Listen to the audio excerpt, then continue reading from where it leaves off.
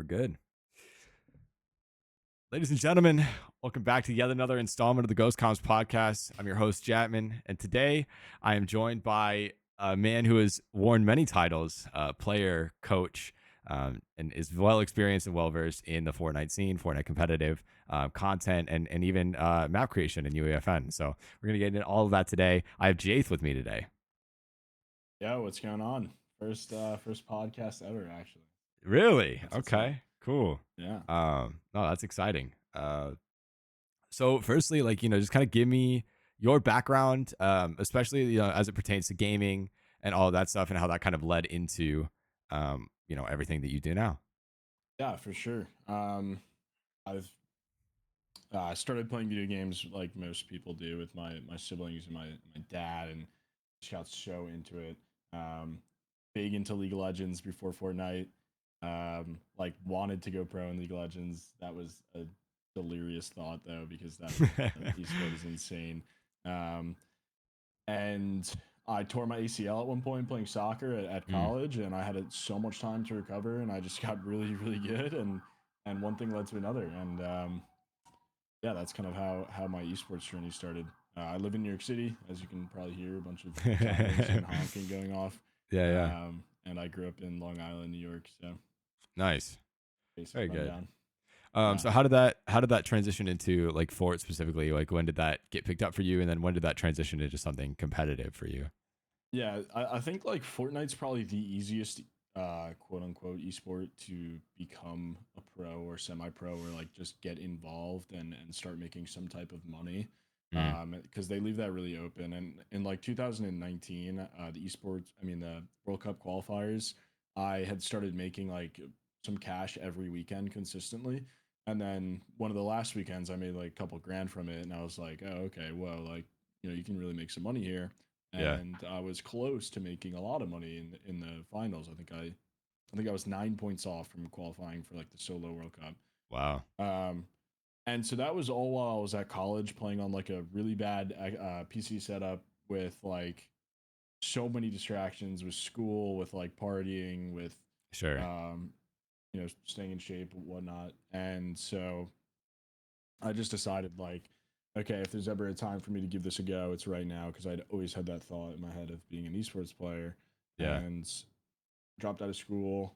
Um, Took me like, I would say maybe 5 months before or like 4 months before I qualified for my first FNCS Grand Final with Degen and Iceve, and we made some more like decent bit of cash that kind of like kept propelling me forward, and then got into like all the private scrim chords, and like one thing leads to another. If you just kind of stay on it, then you just start to get involved and make all these connections and meet all the Mm. good players, and that's kind of how it started.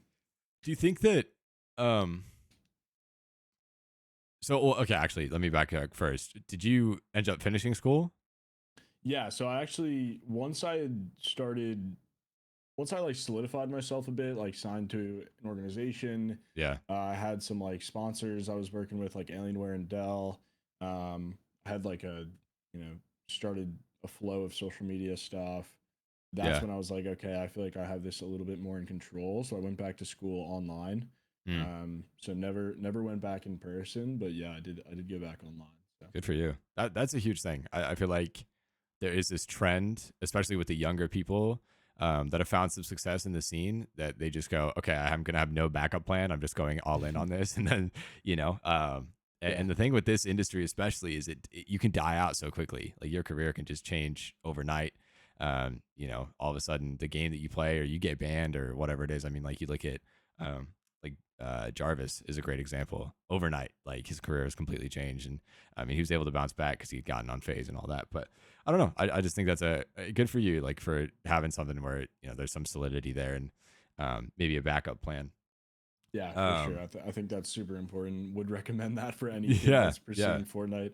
for I think sure. with other esports, it's probably a little bit different, but Fortnite specifically is like, Yeah. yeah, it's not very stable. Well, yeah, I mean, it's the same thing that makes it so easy to get into it, because there's not franchising, there's not, org involvement is optional and almost discouraged, I would say, by the structure of the esport and all that stuff. Um, Yeah. So the same thing that makes it so easy to be successful, it's hard to be stable. In the same vein. Okay, cool. So you start competing, you start making grand finals, start capitalizing on that. When is that first organization? When does that enter the scene for you? Like, what's your first place that you're signed to, and that experience? Yeah, so I had been signed to a couple teams that I wouldn't call esports organizations just yet. Um, and I'm almost even forgetting, like, there was maybe like four of them. Mm, I think one of them was called like Surge. mm. Um, there's the team called Frenzy. This is like so long ago, like 5 years ago. Yeah, yeah. And then I think like the first real organization was this team called Akela, which only, well, actually, I signed with Cloud9 for a couple months, but that wasn't as much for players. I was like kind of creating their curriculum for this like online gaming camp. But Mm. I did sign with them, which is cool. So I got to represent them. And then I signed with this team Akela, and they didn't. They were like the typical Fortnite org that lasts like 5 months and then just Yeah, goes under. yep, yeah, But that was like a consistent good paycheck for a while, and yeah. so that was nice. And that was right when I moved to Virginia. I was like living with like Cease and Zunies and Zero Ping. Mm, Um, and then let's see. Then I signed with Moon Unit. I was with them for like a full year. mm. I think it was like me and oh man, I'm blanking on his name. Me and one other guy were like the first two signings, and we Mm. kind of really helped propel them, give them a good start. Yeah. um, Unit, and then it might have been PSG, might have been the next org, Wow. and then that'll be probably my last org ever, I imagine, Mm. until maybe I do something on my own, like start my own cool team or something eventually. Mm. Who knows? Yeah. So,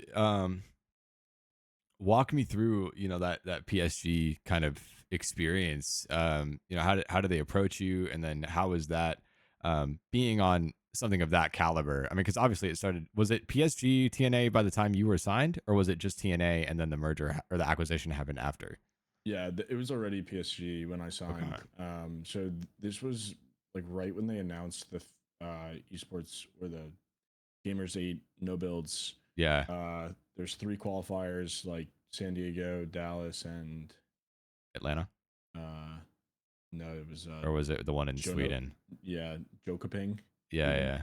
Yeah. And I at the time was like, I really capitalized on zero build tournaments when they first came out. Like nobody Yeah. really understood how to play, and nobody also really cared enough to play. Like all the build pros. Mm. So all the players that you got were just like non-pros, like good players, but you know, no build pros, which is a much different caliber than the build pros. Sure. And Sure. I was one of the only build pros that had kind of like really went all in on it.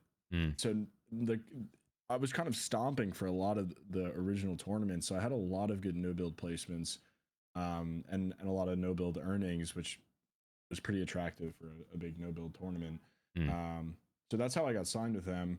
But also they were doing this week trip to Paris, and I think they wanted someone who was like good on, or not afraid to be on camera, and Mm. had a relationship with like Blake and Muzz, and like was willing to do content with them with like Oliver OG. Mm. So we had a great experience. Ultimately, that ended pretty poorly. Yeah. Um, I remember it was it DreamHack Dallas of 23 that you yeah, guys were all. I remember because I was there with Pipeline at the time, and that news broke, and we were hearing about all about it, and like we were just like, damn man, PSG TNA just went under, like, yeah, and we were just so in the dark on all of that. yeah, it really made no sense because I mean we were in the dark as well, and like the Mm. shittiest part about that was that like the one of the hugest parts of the big contract that we signed was that flights and Yeah, housing, tickets, everything related to going to these qualifiers was covered by the organization, yeah, and we didn't even make it to the second one yeah, before the plug was pulled, and also it was pulled so short, like so soon. I yeah. had already purchased all my stuff. I'd already told them about it, and then they decided they couldn't Mm. cover it even after it was all purchased. the whole thing was super shady. I mean, like I'm not going to call out any names, but like there's some figures in the scene that people know and love that just made some really poor decisions in the Hmm. favor of the players. So that was pretty sad to see. Um, I think like Jappel was one of the management, and he was trying to keep it together. He was trying to Yeah. hold the whole thing together for the life of him, and some other players involved were doing everything they could to just send the ship sinking. So Mm. it's a bit of a weird situation. Sure. Yeah. Well, yeah, and to go, I mean, I remember seeing I think it was Oliver, on camera at the game, and like everyone was like, dude, this is so cool. Like this is a step forward in esports, and like everyone really thought that it was going to be something massive, and then to see, I don't even know how many months later, um just this, like everyone's like, wow, of all the places that you expect to go under, that would have been bottom Well, three. right, because like as a from a management perspective, like if this org can't be profitable, being Yeah. on live TV and having PSG as their like Yeah. backbone, Yeah. then what the hell is everyone else doing? Yeah. Um, so, but like I said, I don't think that all of the tools were utilized there in Mm. terms of like I think it could have been done. Mm. I think it just was a choice as to like I don't want to do this anymore, Yeah. and we're gonna just take this down, even though a lot of people do want to do this. Sure. Um, so I think, yeah, I've thought about this a lot because I love the concept and the culture of orgs, especially in other esports, and I have had a desire to bring that to Fortnite in a lot of capacities, and there have been a lot of attempts on my end to do that, just in the managerial roles, especially that I've been in, but um, it's really difficult, and I think that I've gotten to this conclusion now, where I think that um, Fortnite's esports structure is not just not conducive to organizations, but it's actually hostile to it, I would argue. Because there's just not a way to make money. You're not getting these massive prize pools that go back into the team. You're not, because then it looks like a predatory contract if you take a percentage of winning. So that's a whole, you have the phase situation, all that stuff that kind of set a precedent in the scene. Yeah, that was crazy. So I think there is this struggle, but I definitely think, and I've said this a lot, I think that the merging and the partnership between the sports industry and the esports industry is the future of esports. I think that there's a very natural relationship there, um, and I thought that PSG TNA was a great step in the right direction for that. I mean, you have Dig is more of an unofficial, for that, because they have the same owners and backing as the 76ers, but yeah, I don't know. It was. I've wanted to get Jaffel on. I talked to him that weekend at DreamHack Dallas because it had just gone out, and he was like, yeah, like he was just devastated, and yeah, um, I felt so bad for him. He was like, he's a great guy, did everything he yeah, could. It was not his fault. yeah.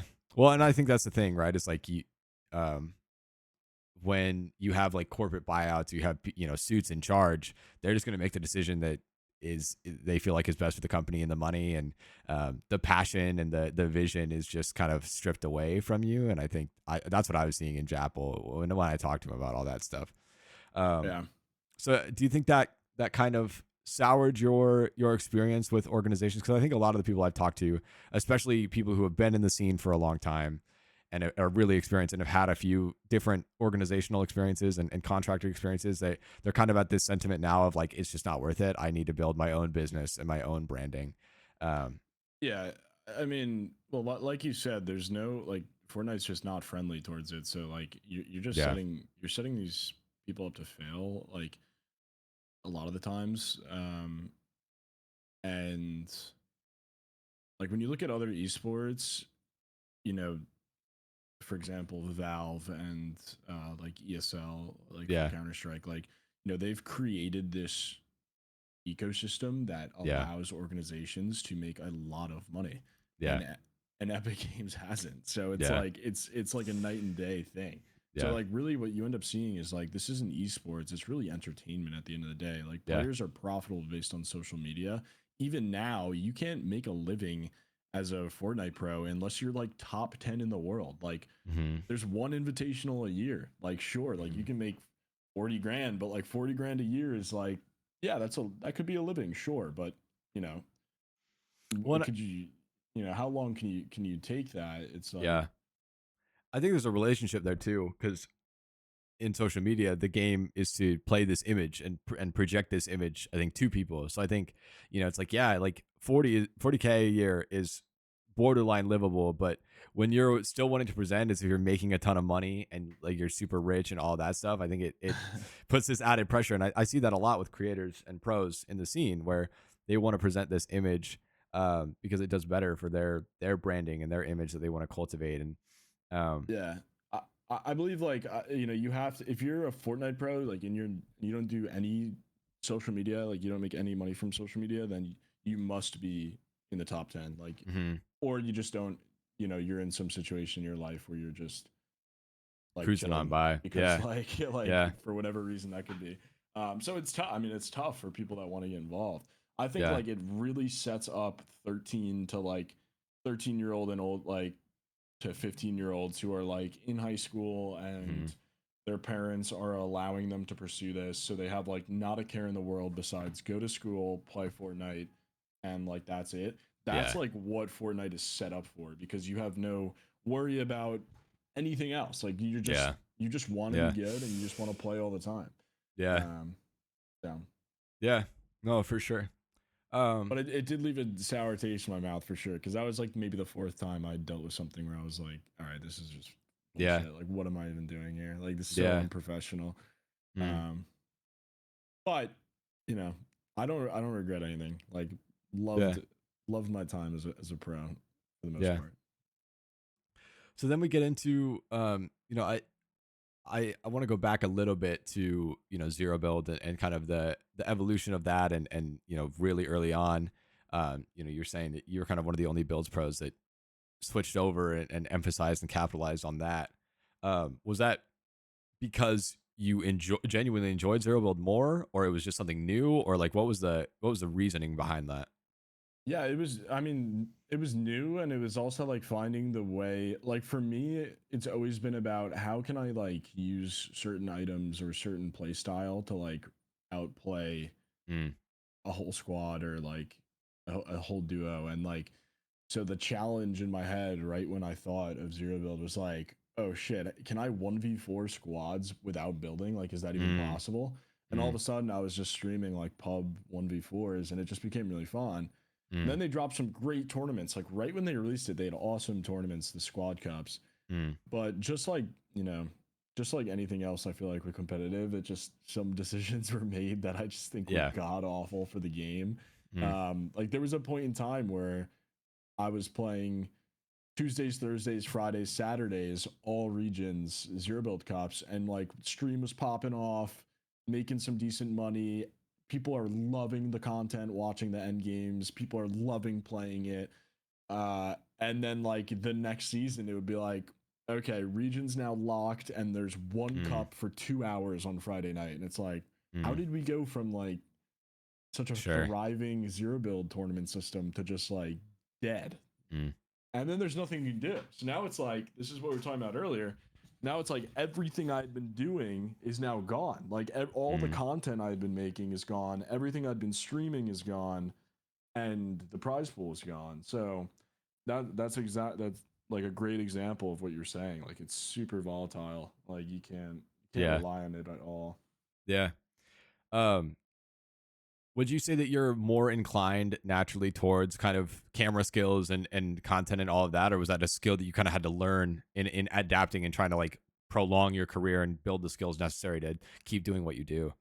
Yeah, I mean, I think like overall, I was a very subpar content creator. Mm, I was good when I was good when I was good, I guess. Like some videos were really cool, but in mm, terms of like my consistent posting and my work ethic towards content during my pro years, like that's probably one of my that is the biggest regret in my mm. pro thing. Like I put in all the work to scrim to get really good and like Yeah. put myself in a good spot as a pro, but all it would have taken was one or two videos a week, or you know just Mm, boot up the stream, like that type of stuff. And I was just kind of lazy. Like I just wanted to be Yeah. really good, and I wanted that to be enough to just be good. Mm, And I should have focused more on content.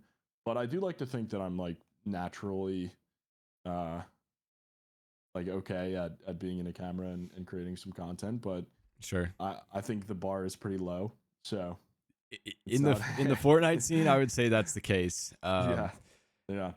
Yeah, and I think that that's the even in management, that was the encouragement that I gave to any pros that came through or any players. It's like anything that you can produce, any skills that you can build in way of content creation and understanding how to play that game is going to be more beneficial for you in the long run, because the day that competitive ends or you stop having that drive or you stop placing or whatever it be, those are skills that can translate really well. Content can always be done. There's a million different niches for content. um, so yeah, I think that's if that's what I encourage people with now is like, yeah, sure, can pursue competitive, but be making content and learning content while you do it. Um, Yeah, definitely. so you know, you kind of early on, and I think this is a trend that you'll see a lot, especially in Fort, is like people who hop on things early tend to find success in it in the long term. So you hop on zero build relatively early, that gets you eventually to esports World Cup and being able to coach Exceed. Like walk me through that. I mean, that's got to be a surreal feeling to be main stage and coaching this massive tournament with one of the biggest prize pools that especially Fortnite's ever seen. Yeah, that was pretty cool. That was a little bit different. I wouldn't even though it is zero build, I wouldn't even classify that like zero build Mm, comparing to what I was doing before. It's really just like aim and like game sense knowledge, kind of like sure. you have capture the flag, hard point, and then Yeah. ace keeper, which is like oddball. But I jumped on that really early as well, right when Mm, ESL announced, because I love Counter Strike, so I know mm, ESL does a really good job, and I was like, this is probably going to be something cool. yeah. And I think I won their first beta tournament, and then I got Mm, second in like their next two, and it was like me and Milks. Milks was a zero build guy, and he's got mm, like freakish aim, so I just knew that he'd be good at this mode.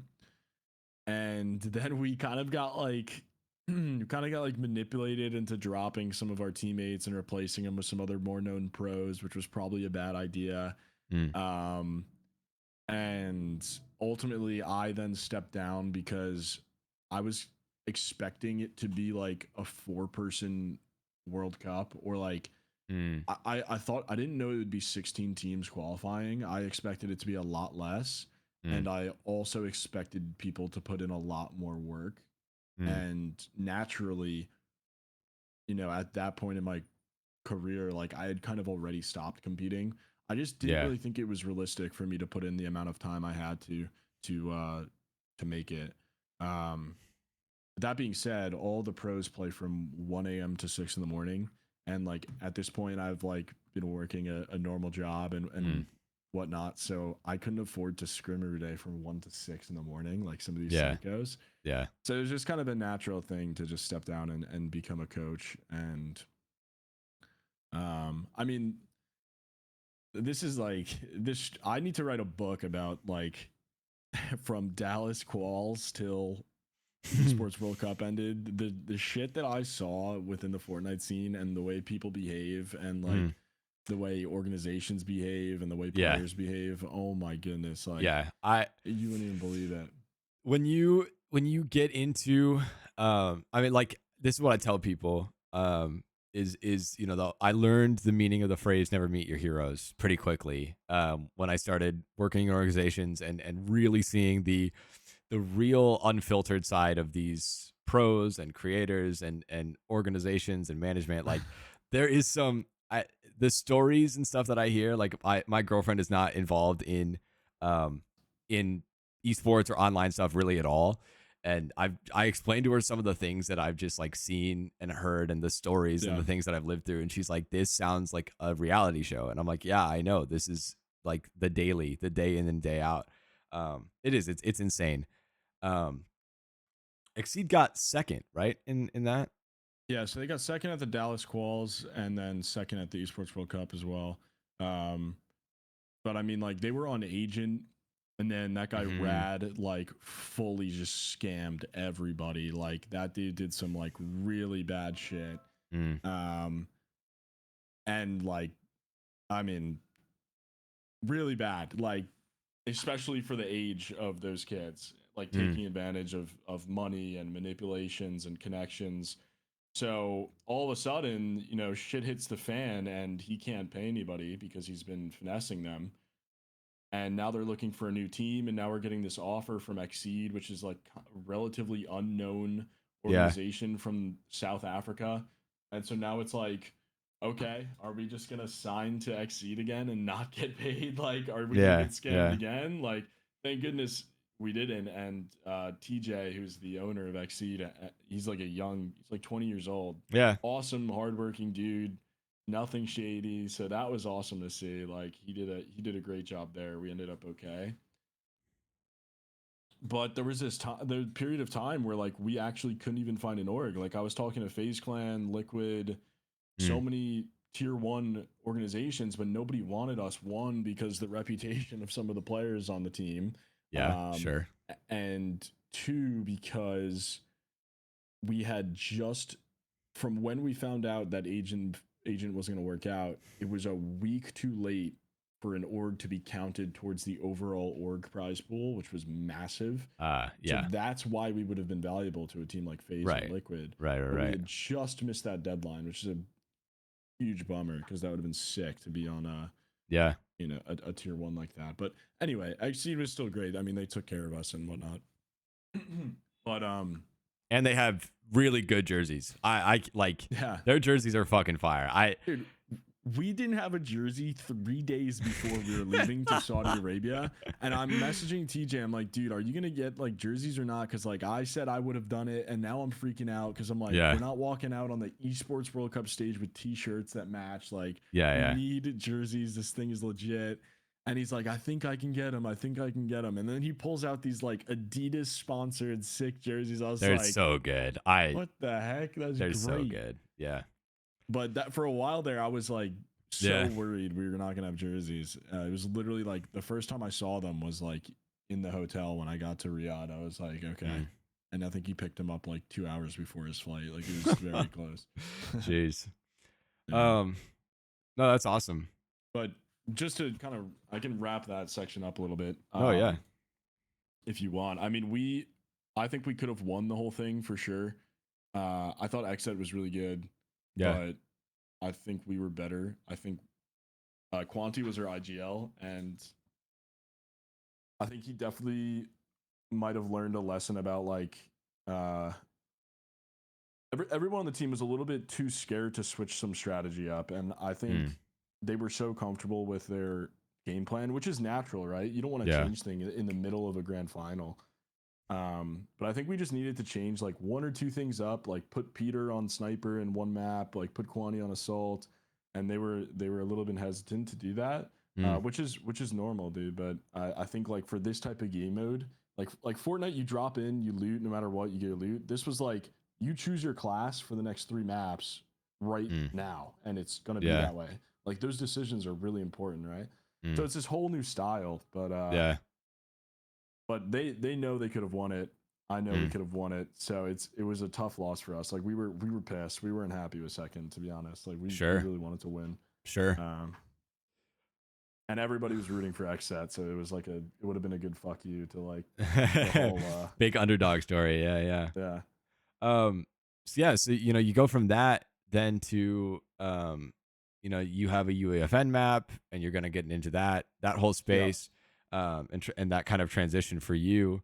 Um, is that just like a money making avenue? Was that kind of the idea behind that, and just wanted to put out something that like the community can enjoy? Like what was that experience for you? That was actually something that was the main reason I didn't keep playing as a player. I had been working on that map for a long time, Mm. like way too long. But I think it was just because it was our first map. We were still kind Mm. of like learning how to do all this, and it's actually doing very well. Let's see, what is that? Right now, it has 210 players, which you might not think is a lot, but we're in like 0 discovery tag. So that means 210 people are choosing to get on every day Sure. on average and play our map. So we're hoping to grow that. But we peaked at 2100 Yeah. CCU.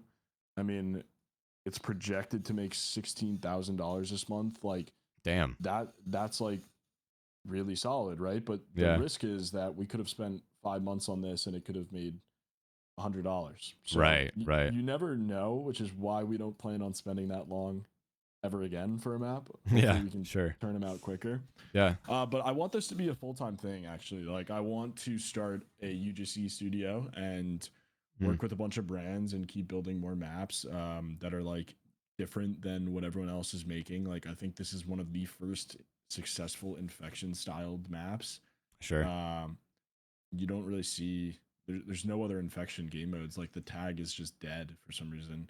It's Um, it's kind of the race to beat the saturation, right? Like you're kind of like, okay, what's our unique idea that we can get in before everyone's like flooding in? Because people hear, oh, you can start making money with this, and then all of a sudden, everyone was making right. a map, everyone has 1v1 map, everyone.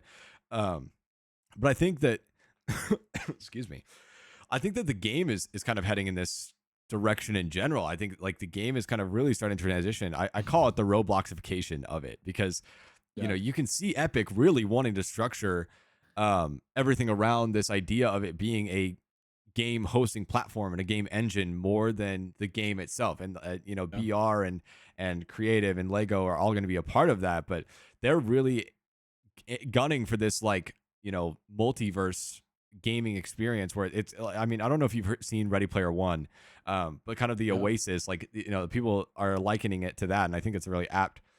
It seems like a precursor to that. It's going to be like every IP that you can shove in there, and every type of game and type of experience. I mean, I saw a thing on Twitter the other day of somebody making a fully functional Sonic game within UEFN, which is just like, that's outrageous. Yeah. And it looks good. Like, it doesn't look third rate. So I think that we're going to see an entire economy really begin to grow off of this, and businesses are popping up. You have Cypher with his studio. You have all these things where businesses are being propped up around this, because that's going to be, I think, what Epic is heavily investing in. You have the Disney investment, and it's just so much going on, I think, in that space and in that regard. The game is really going to transform. So when people say, oh, Fortnite is dying, it's like, well, you can be talking about a lot of things, and I think Battle Royale and Zero Build, that's a distinction in and of itself. I think those are essentially separate games. But then you get even deeper, I think, into like, no, Fortnite will evolve. I don't think it'll ever die, because Epic will just continue to evolve it into this phenomenon. And now the name and the branding is so worldwide and so widespread. I mean, it was a global phenomenon that defined a generation and defined an industry, and so much that so I think we're really going to see a lot more people in this vein, and it's going to be a whole industry, and people are going to be hiring, and you're going to be able to get degrees in this stuff. And I mean, you can get degrees in game design, but you know what I mean. Yeah. It's cool, but do you feel like that's kind of where you're wanting to get to, is being a figurehead and being a pioneer kind of in that space as that continues to develop? And do you agree with me that that's kind of where the game as a whole is heading? Yeah, without a doubt. I mean, like Battle Royale will exist and be the core game for a long time, but Mm. we're gonna see, like, at one point there's going to be someone that creates a creative map that's so unique that it's gonna have more players than Battle Royale, and that's Yeah, gonna happen, sure. and that's gonna be the moment where it's like, okay, Fortnite is officially a platform for all Yeah. games. I mean, it is anyway, but it won't be in your mind until Yeah. that happens, Right. right? Right. Like, because I mean, right now, I think well, I was at Unreal Fest last week, and they were saying that they clear like 5,000 maps a week through moderation. Like, Goodness people are gracious. cranking out Yeah. maps, Yeah. and you only hear about like the top maybe 100 or so every couple months or however many. Yeah. Um, but I think it's great. I think that's where it's heading 100%. I think it's awesome. I think it's smart because, like, I mean, truly, how long could a battle royale last? Like, Yeah. hopefully a long time, and they're gonna keep updating it. But this is always like, yeah, I mean, it's exactly where like you hear Tim Sweeney talking about the metaverse and all that stuff. Yeah. Like, this is definitely where it's going, and I do want to be involved in it. I think it's so cool, and I almost think, like, getting into so many different games my whole life. It feels like this is what I'm supposed to be doing. Like I'm really enjoying Mm, it. I'm having some success, and it's really refreshing to not be so stressed out compared to sure. competing and looking at numbers on my content. I guess now I'm looking at numbers of players on my maps, but still it's like Yeah. it's a different type of gaming. It's creative, and it's Yeah. really it's fun, and it's not too stressful as competing was. So yeah, I'm really happy right now. Yeah. That's good. Um, I kind of want to get, with the whole ESL, and zero build in general. I mean, I don't know numbers off the top of my head, but I think that my perception would be that zero build is a much more widespread and accessible game mode. And I think it's almost more popular. Um, Maybe not when you look at play numbers, but viewership numbers. I think it's a lot easier to like kind of get somewhere Yeah. as a zero build creator than it is if you're primarily builds. Um, you know, have you after the ESL experience, especially, do you think that there's space for that? For like competitive zero build to really take off in the future? Or do you think that's going to remain third party?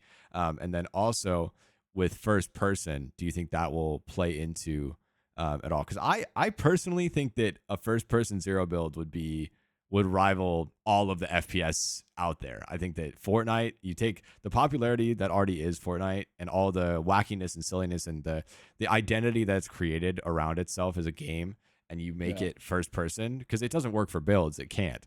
But I don't know. I'm interested to hear your opinion on all of that. Yeah, I think in terms of ESL, I don't know if they're gonna want to host creative like the way they did it this Mm, year. I think they might want to do battle royale, and mm, the only reason that I'm making that prediction is just by looking at the numbers of mm, Invitational versus the numbers at Esports World Cup, which is sad, honestly, because I think if they stuck to it and like bit the bullet for another 2 years, then you would see those same numbers. But it mm. just needs more hype and more time. Um, but I do know that first person would be the best option for some competitive zero build, and the main reason is like to get tech like gameplay technical. Like holding a right hand peak in zero Yeah. build is a lot more overpowered than builds. So Yeah. if you can't hold a right hand, it makes the game a lot more intense. Yeah. And so, for example, like one of the maps that we were playtesting for ESL was Search and Destroy, and they had to remove it because the defenders were just way too overpowered because of the right hand peaks. Like you Yeah. Because couldn't you have even to you have to come to them, and they can just sit behind right hands the entire time. Yeah, that makes right. sense.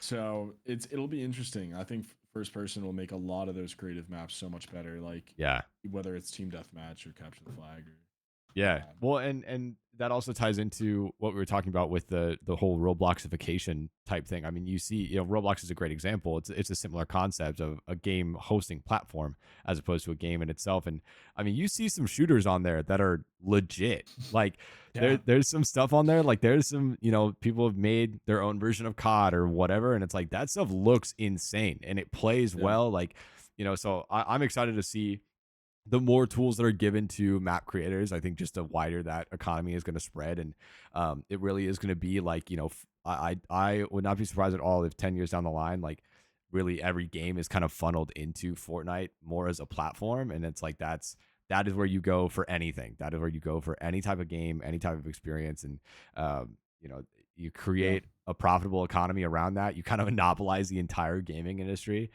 which sounds insane, but like if anyone's going to do it, it's Epic, and I think they have all the tools in place. They've been planning this for years, Yeah, so I'm excited to see where that gets until to. the Saudis buy them out, then it'll be Right, reverse monopolization. right. Um, Yeah, I think we're about like 2 or 3 years early, like still to this day for what UGC Fortnite is going to be, which is why I'm so invested in it. mm, Yeah, I think like 3 years from now we're gonna be we're gonna have the tools to make it like seamless, like you yeah, said, and it'll take over. yeah.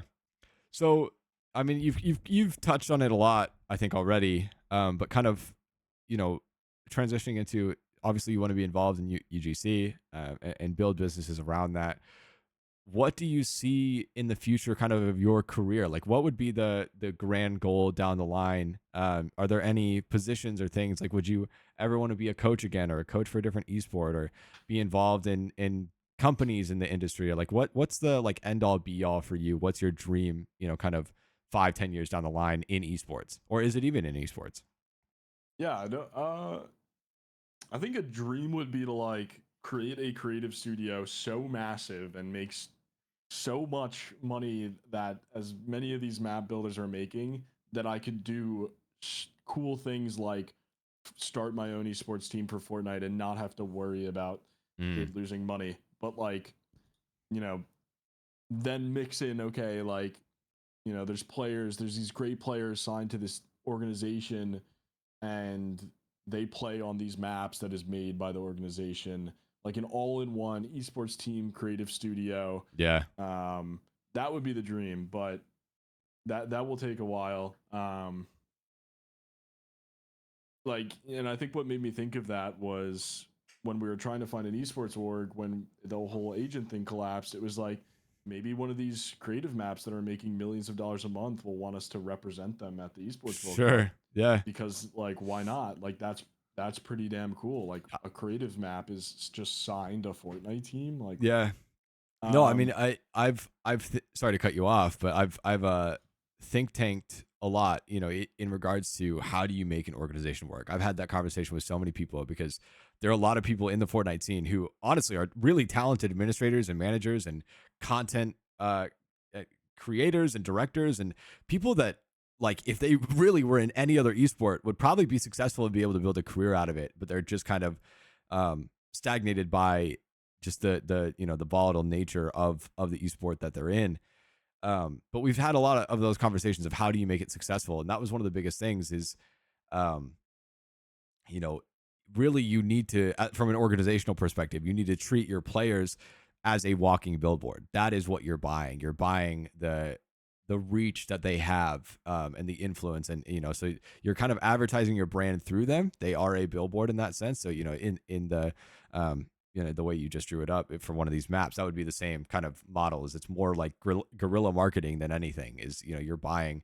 Yeah, people are going to go see our logo or our name, whatever the map code, whatever it is, for all that viewership, and that's going to have some returns for us. So it's like buying a virtual billboard in a sense.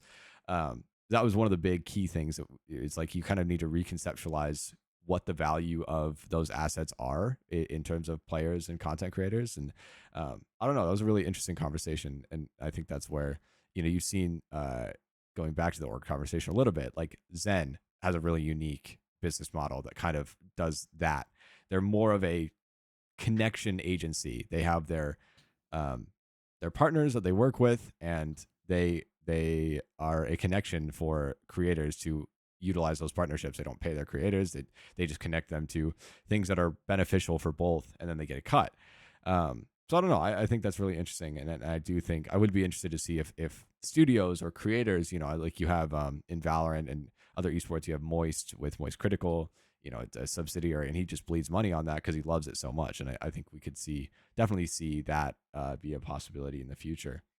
yeah Um, yeah, I think it's interesting. I think like what FaZe has done in the recent mm, months as well has been like a good twist of like, at the end of the day, you just need great personalities who are yeah, creating great content, and if you have that, I think that would do you well for Fortnite, considering that esport aspect is just not. So yeah, no, certainly. And I think there is talent in the space. It's hidden, and I think the biggest challenge, honestly, that I've found is not finding the talented people. It's motivating them and creating discipline within them to keep doing that. yeah, um, that I'm guilty of that myself when I was 4 years younger. Yeah. No, complacency is a big issue. You go, I'm doing well enough. You're not thinking about the future. It's like you just kind of have this, I don't know, delusion maybe that, oh, everything will stay the way it is, and I'll just be able to coast on this forever. And I think, especially with the age that you see of the kids that are finding success in the Fortnite in space, they're so young, and they have that recklessness and that inability to look into the future and all of that. So it's a difficult endeavor, certainly. Is there anything else that you want to like really nail down or talk about? Any topics that you're like dying to go back and forth on? I don't know, man. No, that was pretty solid. I mean, we covered a lot. I think I'm sure I'll watch this back at some point and be like, damn, I said that the wrong way or should have said this No, better. all But good. And we can I always do mean, a run back down the line. I'm always down to have guests back. yeah, Um, dude, we'll have to resync once this goes nuclear for you, you know? yeah, yeah. Um, no, so we have a couple of traditional questions that we ask at the end.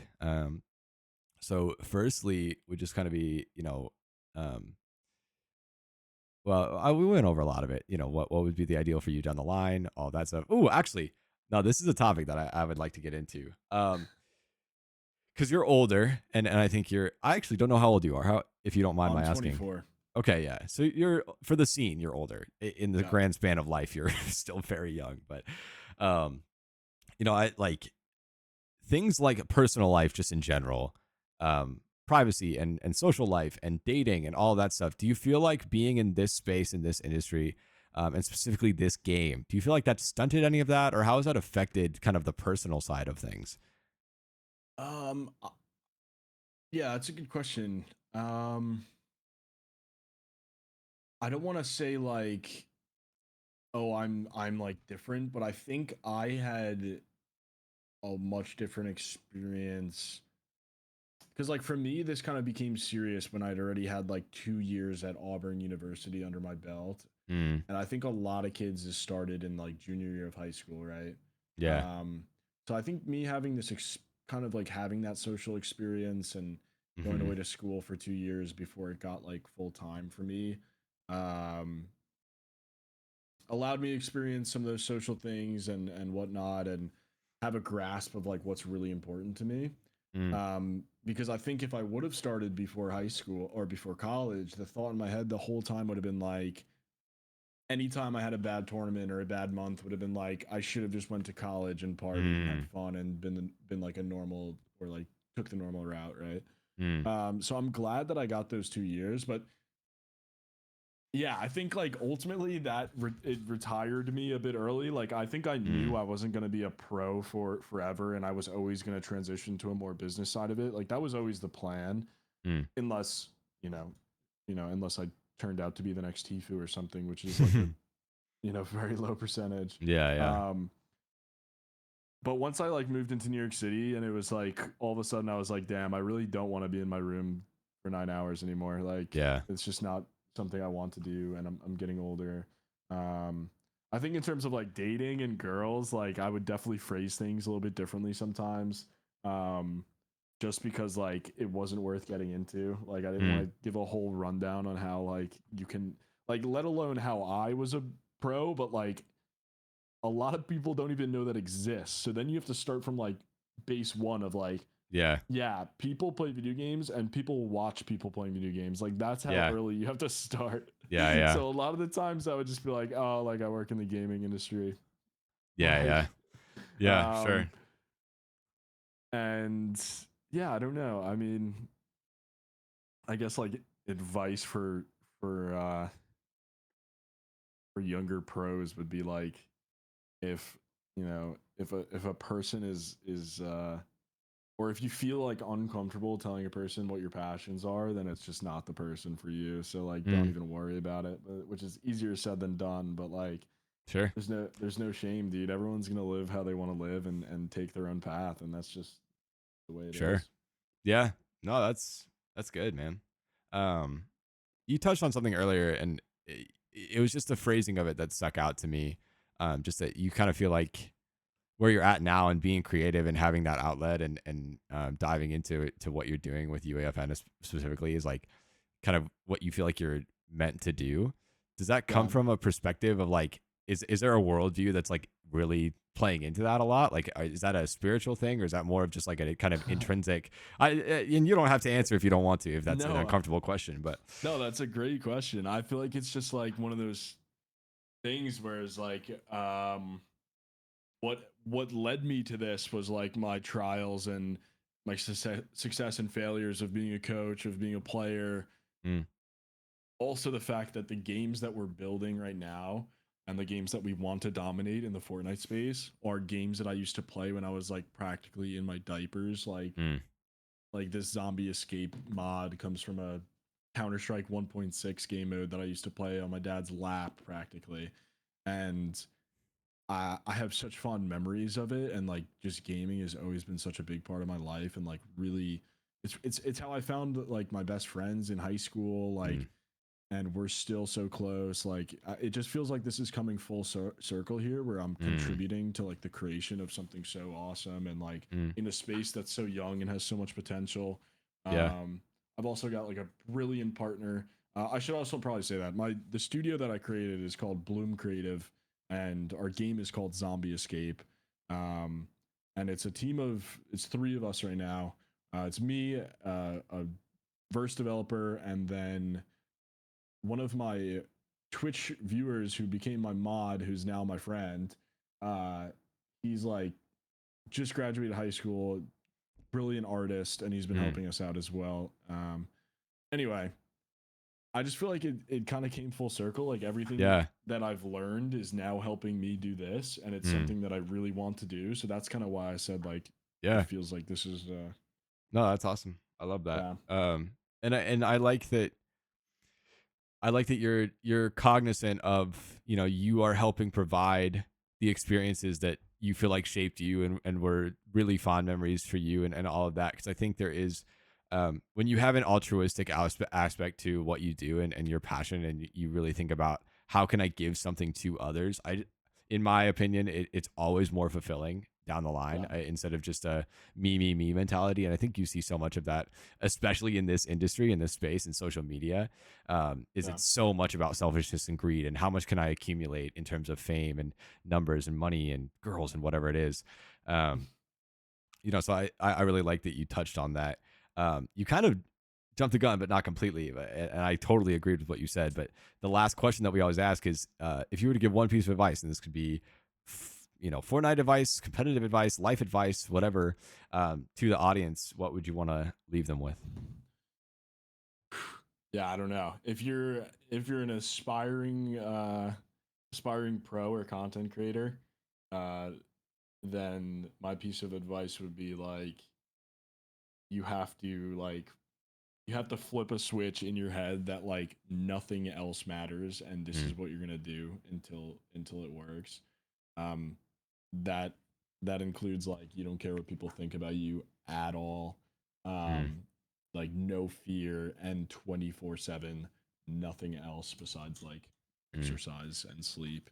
um that's really what it takes. Like, you know, it's yeah, I don't know. Yeah. I think that's my regret, was not going more all in. I think I did a lot, so that's why it would be my piece of advice. Like if you're gonna Mm. do it, you have to go all in, Sure. and there's like no looking back in a sense. Yeah. Well, Yeah. if there's anything beyond your map, that you want to plug, I will leave all your socials and your map in the description. But if there's anything else Cool. you want to plug or anything like that, go ahead. No, no, I think that's it. Thanks for having me on. I guess like just follow my Twitter if you want to stay updated to what I'm doing. That's really where I'm most active. Yeah. And I hope I did an okay job and didn't ramble too much No. or Yeah. It was great, man. I appreciate spew it. any nonsense. But No. Thanks for being on. yeah, Um. if Yeah, where ladies are and you gentlemen, from? Sorry, go ahead. where are you from? I grew up in Utah. I live in Tennessee now. Okay, So that's where I'm at. Yeah. cool. Probably should have asked at the start of the podcast. No, Not no, right you're as you're good. doing your closing. I know you're good. Ladies and gentlemen, thank you for listening to this installment of the Ghost Comms podcast. I hope you all appreciate it. Check out all of Jay's stuff down below. We'll leave it in the description for you. Check out his map. Go play that. Have some fun with it. And we'll see y'all in the next one. Peace.